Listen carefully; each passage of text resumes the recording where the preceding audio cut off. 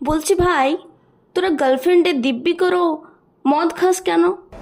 না শুধু মদ নয়, গাঁজা খাস, সিগারেট খাস, বিড়ি খাস, সব কিছুই খাস।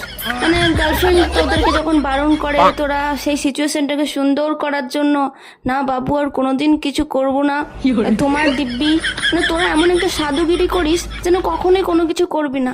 কিন্তু তোরা এত মানে কথাবার্তা রাখিস না কেন? গার্লফ্রেন্ডের দিব্যি করে এত মিথ্যে কথা বলিস কেন? আরে না রে ভাই, আমিও তোকে মিথ্যে কথাই বলছি। কেন? এটাই তো ভাবছিস যে আমি কেন এরকম কথা বলছি? আরে তাহলে আসল কথাটা শোন।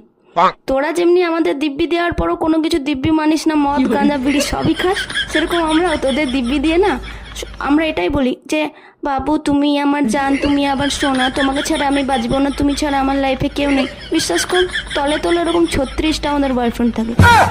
তোদের দিব্যি করে আমরা মানে ওই, তোরা তবু দিব্যি করার পরে বন্ধুরা জোর জবস্তি করলে মদ খাস, আর আমরা এমনিতেই আরো একটা বয়ফ্রেন্ড করে নিই। মানে আমাদের অন্য ছেলে দেখলে হুদাই পছন্দ হয়ে যায়, কোনো কারণ নেই কেন পছন্দ হচ্ছে, জাস্ট পছন্দ হয়ে গেছে তাই আমরা বয়ফ্রেন্ড করে নিচ্ছি। দিব্যির সাথে আমাদের কোনো মালুম নেই না, ওইসব নিয়ে আমরা ভাবনা চিন্তা করি না।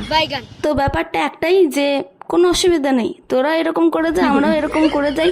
এত সিরিয়াস হয়ে কি হবে বল? মদ খাচ্ছিস খা, কোনো অসুবিধা নেই, এরকম চলে একটু আধটু। হ্যাঁ আসলে ছেলে ভালো শুধু রাত্রে একটু খায়, আসলে ছেলে ভালো শুধু রাত্রে একটু খায়। यार ये कितनी औसम है।